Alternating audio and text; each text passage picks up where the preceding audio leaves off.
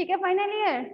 तो यहाँ पर इस जैपनीज मकाक ने इस प्रॉपर्टी को सीख लिया था, और साथ में जब उसने अपनी ये चीज लर्न कर ली थी, सीख लिया था, तो कुछ ही टाइम में आफ्टर 1 to 2 years जो इस जैपनीज मकाक की पॉपुलेशन थी उनमें से 90% ऑफ मंकीज ने इस तरीके से स्वीट पोटैटो को साफ करना सीख लिया था। ठीक है, लेकिन सबसे पहले किसने लर्न किया था उसको? किसी एक उसके बच्चे ने। ठीक है, एक बात और, इसी बच्चे ने, ये बहुत इंटेलिजेंट बच्चा था एक्चुअली, बहुत इंटेलिजेंट था, इसने क्या किया एक दिन, इसने एक बार एक चीज और सीखी। क्या था? इसने ग्रेन साफ करना सीख लिए। तो जो ग्रेन्स होते हैं ना, उन्हें क्लीन करना सीख लिया था। कैसे सीखा था वो? ये अपने दोनों हाथों से, बताती हूँ, इन्होंने अपने दोनों हाथों से ऐसे ग्रेन उठाता था और साथ में वहां पर जो भी नदी या समुद्र होता था उस पानी में फेंक देता था उनको ऐसे। ठीक है, कुछ देर के बाद ग्रेन्स पे जो वो लगी रहती थी मिट्टी, वो अपने आप पानी में घुल जाती थी, और जो दाने होते थे, जो ग्रेन होते थे, वो पानी में ऊपर की तरफ तैरने लगते थे, तो उनको फटाफट से ऊपर से खा लेता था। तो ये चीज भी इसी ने सीखी थी कि ग्रेन्स को अगर साफ करके इस तरह हम पानी में डाल दें तो पानी में क्या होता था, जो उसमें मिट्टी लगी रहती थी वो तो यहाँ पे डिजोल्व हो जाती थी पानी में, और सिर्फ ऊपर की तरफ क्या आ जाते थे, ग्रेन आ जाते थे, तो वो ग्रेन को इजीली खा लेता था।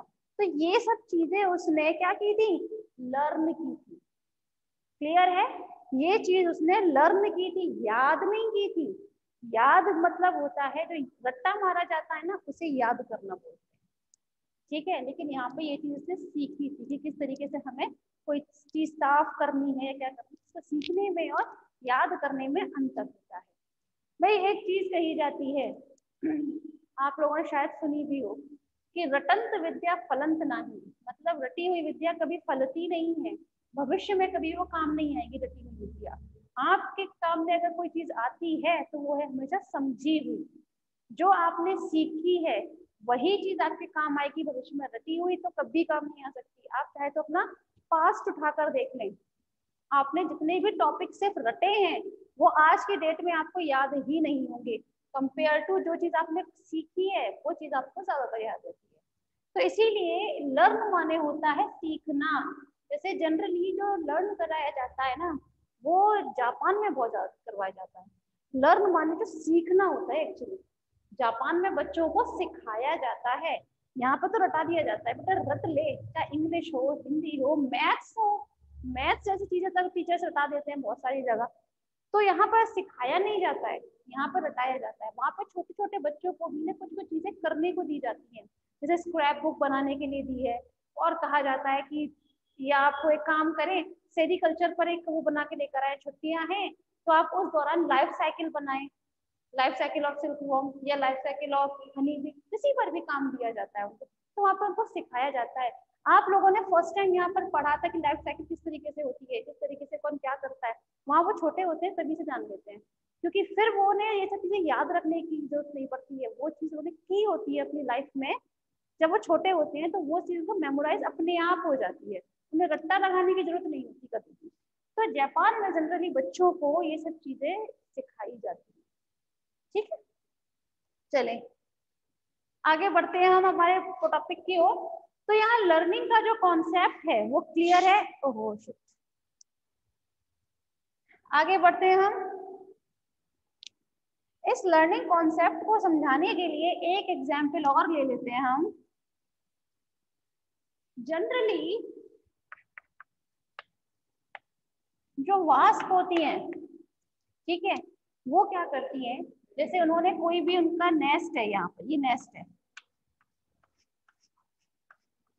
ठीक है, तो जब वो अपने घर से निकलती है ना, अपने नेस्ट से बाहर निकलती है खाने की तलाश में, सर्चिंग ऑफ फूड, तो वो एक बार इसका चक्कर जरूर लगाती हैं, इसका एक बार चक्कर जरूर लगाती है। क्यों? वो एक्चुअली वो यहाँ से ये चीज लर्न करने की कोशिश करती हैं, याद रखने की कोशिश करती है कि हमारा घर कहाँ है भाई। यहाँ पर वो कुछ इस तरह की आइडेंटिफिकेशन बनाती है, जैसे कि हमारा जहाँ पर नेस्ट है वहां पर एक नदी बह रही थी, साथ में यहाँ पर 2 पेड़ एक साथ लग रहे थे और एक पेड़ यहाँ पर है। इस टाइप से कुछ आइडेंटिफिकेशन बना लेती है कि जिससे उन्हें अपना घर ढूंढने में थोड़ी सी आसानी हो। तो घर छोड़ने से पहले वो एक बार राउंड जरूर लगाती है अपने उस नेस्ट के ऊपर। ठीक है, तो इसी चीज पर, उनके इसी बिहेवियर को देखने के लिए सबसे पहले एक साइंटिस्ट थे जिनका नाम था टिनबर्जन। ठीक है, तो टिनबर्जन ने क्या किया, जैसे ये एक नेस्ट बना दिया है मैंने, छोटा सा बहुत वास्प का नेस्ट है। उन्होंने उसके चारों ओर, नेस्ट के चारों ओर कुछ इस टाइप से कोन लगा दिए, ये स्पाइन कोन जो होते हैं।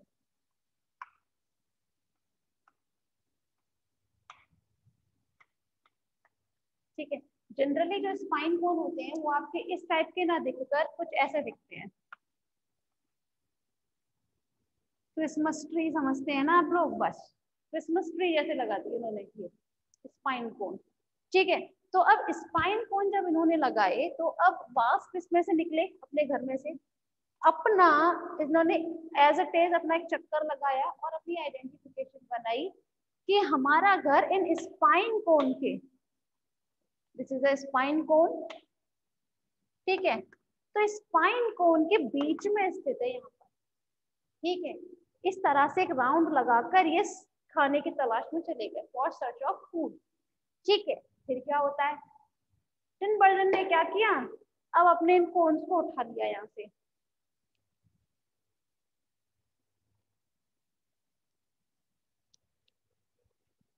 उनका नेस्ट तो ये रहा, उन्होंने वहां से हटा लिया और अपने स्पाइन कोन को कुछ यहाँ लगा दिया।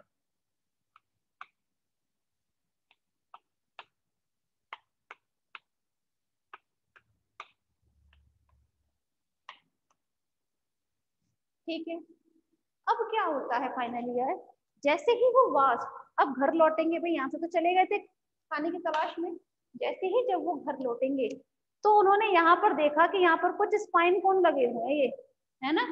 तो वो आने के बाद इन्हीं के उसमें बीचों बीच अपना घोंसला ढूंढने की कोशिश करेंगे, यहीं पर सर्च करेंगे अपना, जबकि उनका जो नेस्ट था वो ये रहा। उन्हें और चीज याद नहीं रहेगी, क्यों, क्योंकि उन्हें उड़ते समय ये चीज लर्न की थी, ये चीज सीखी थी उन्होंने कि हमारा जो नेस्ट है वो इन कोन्स के बीच में, भाई उनकी मेमोरी पार्ट एक बहुत ज्यादा ना होती है, बहुत वीक होती है ना।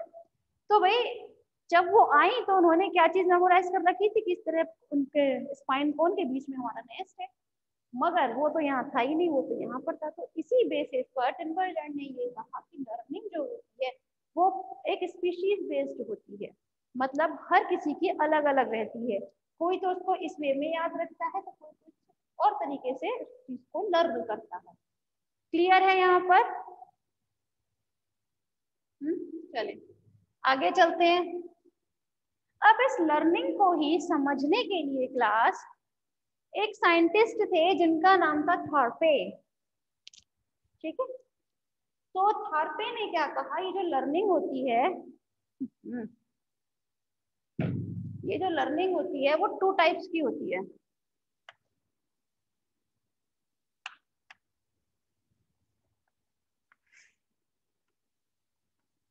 The first is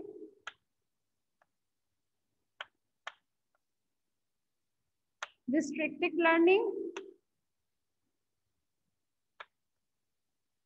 and second is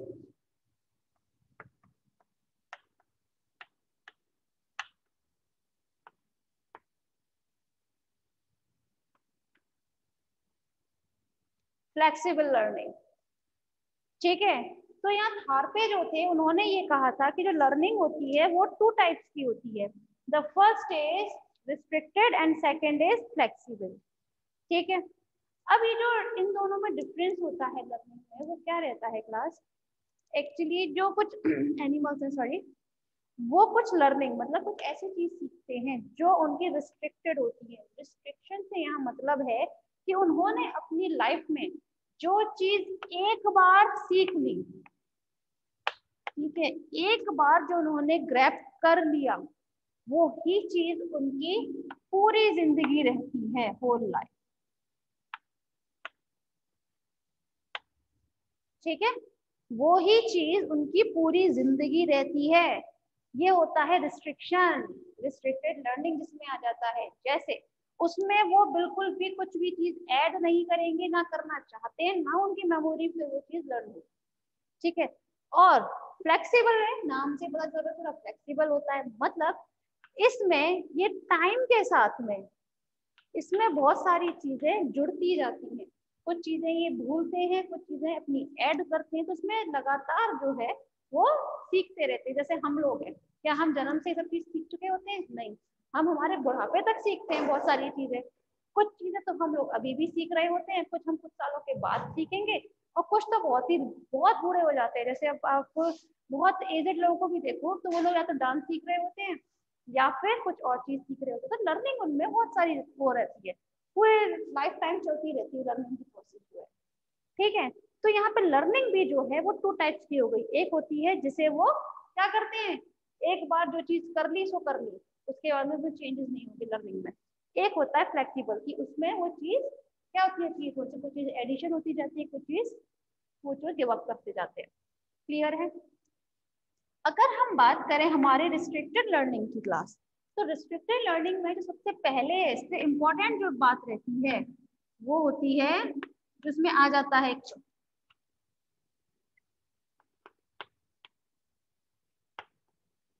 imprinting. ठीक है, इसमें जो आपके कैरेक्टर आता है वो आता है इम्प्रिंटिंग। अभी इम्प्रिंटिंग क्या होता है इसके बारे में कुछ टाइम के बाद में डिस्कस करते हैं। और फ्लेक्सिबल लर्निंग में आ जाती है जैसे हैबिचुएशन।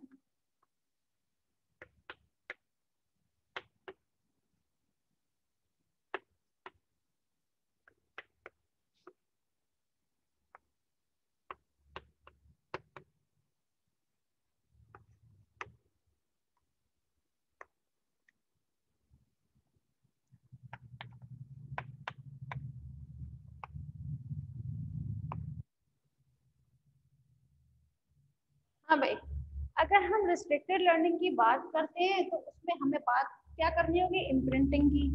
ठीक है, वही फ्लेक्सिबल लर्निंग में habituation, condition learning and try and error, ये सारे अपने आप में ह्यूज टॉपिक हैं जिसके बारे में 1 to 1 आप लोगों को स्टडी करना होगा और यहाँ पर आपको बताया जाएगा। ठीक है, तो यहाँ इम्प्रिंटिंग जो है क्लास, पहले एक काम करते हैं इसी पर थोड़ा सा फोकस कर लेते हैं।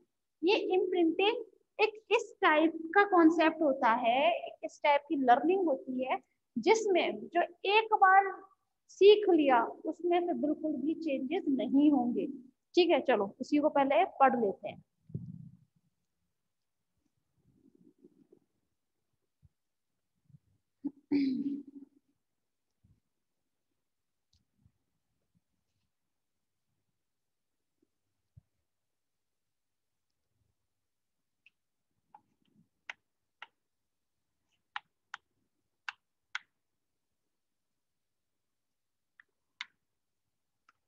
Concept of imprinting.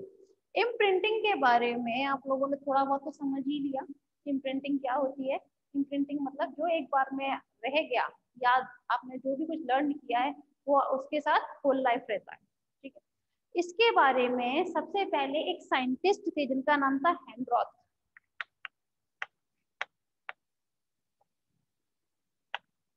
ठीक है, उन्होंने सबसे पहले इम्प्रिंटिंग के बारे में बताया था। उन्होंने कुछ एक्सपेरिमेंट भी किए थे और ये एक्सपेरिमेंट थे generally geese and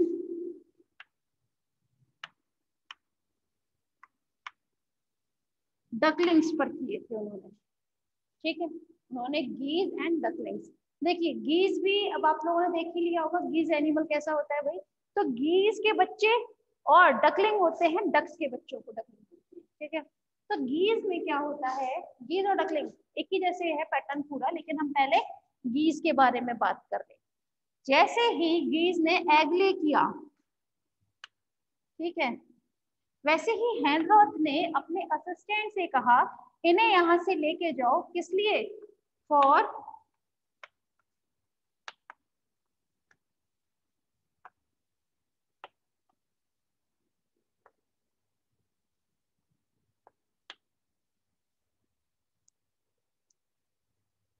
artificial incubation के लिए। भाई जनरली इंक्यूबेशन की प्रोसेस जो होती है वो तो फीमेल्स के थ्रू होती है, आप लोगों को बताया भी था, ठीक है, जब पोल्ट्री कीपिंग बताई थी कि इंक्यूबेशन में क्या करते हैं, जो फीमेल्स होती हैं वो सॉरी वो अपने एग्स के ऊपर बैठ जाती हैं, है ना, और इंक्यूबेशन की प्रोसेस करती हैं। लेकिन यहाँ पर इम्प्रिंटिंग के केस में क्या किया, हेनरॉथ ने, बीज ने जैसे ही अंडे दिए थे वैसे ही उन अंडों को अपने असिस्टेंट से कहा उनको लेके जाओ आर्टिफिशियल इंक्यूबेशन के लिए। जैसे ही वो इंक्यूबेशन के लिए लेकर गया तो इंक्यूबेशन के बाद में उसमें किसकी प्रोसेस होगी, हैचिंग की, ठीक है, हैचिंग की प्रोसेस हुई। हैचिंग की प्रोसेस के बाद उसमें से क्या निकलेंगे, गीज इन्फेंट्स, ठीक है। अब इन्होंने क्या किया, गीज इन्फेंट्स ने, ये इनकी इननेट प्रॉपर्टी होती है इन इन्फेंट्स की कि ये जैसे ही हैचिंग के बाद बाहर आते हैं तो ये कुछ के बाद किसी भी पहली चीज को जो चलती हुई उन्हें दिख जाए, ठीक है, कोई भी एक ऐसी चलती हुई चीज जो इन्हें दिख जाए वो उन्हें एज अ पेरेंट लेने लगते हैं। वो ही समझते हैं कि ये ही हमारे पेरेंट्स हैं, इन्होंने ही हमें जन्म दिया है, ना तो अपना आकार देखेंगे ना ही कुछ।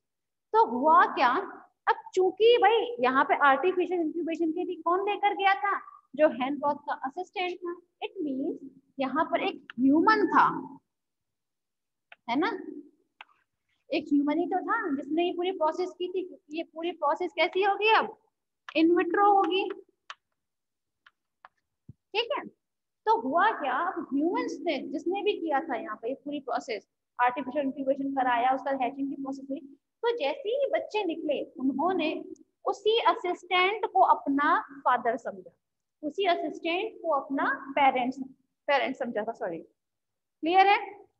तो यहाँ पर अब क्या करते हैं, यहाँ ह्यूमन को जो पेरेंट समझने लगा था, ये बेचारा चल रहा था ये इंसान वहां पर, इन्होंने भी उसके पीछे पीछे उनको फॉलो करना स्टार्ट कर दिया। आप लोगों को मैं एक बात बता दूं क्लास, कॉन्सेप्ट ऑफ इम्प्रिंटिंग, इस इम्प्रिंटिंग के ऊपर ही टॉम एंड जेरी का बकायदा बहुत सारे वो बने हुए एपिसोड्स, जिसमें ना उन्होंने गीज को ना लेकर डकलिंग लेते हैं वो लोग अधिकतर, कि डक में जैसी हैचिंग की प्रोसेस होती है वो बाहर निकलते हैं, बेचारा जेरी वहां से गुजरता है तो वो उसी को अपना फादर समझने लगते हैं जेरी को, और उसी को फॉलो करने लगता है। ऐसे बहुत सारे है, कभी कभी टॉम को भी दिखा देते हैं। इस चीज से बकायदा एपिसोड्स बने, मैं एपिसोड भी नहीं बोलूंगी, एपिसोड्स बने टॉम एंड जेरी में प्रिंटिंग के बेस पर। अगर आप लोग देखते हो तो अगर नेक्स्ट टाइम आप उस एपिसोड कभी देखेंगे तो आपको ये चीज जरूर याद आएगी, इम्प्रिंटिंग की प्रोसेस। इम्प्रिंटिंग में क्या होता है, ये जो डकलिंग होते हैं या गीज होते हैं वो आफ्टर हैचिंग पहले जिस चीज को चलते हुए देख लेंगे उसी को अपना पेरेंट समझने लगते हैं, ना तो वो अपना साइज देखते हैं ना शेप देखते हैं, कोई ह्यूमन अलग है हम अलग है, उन्हें इससे कोई मतलब नहीं होता।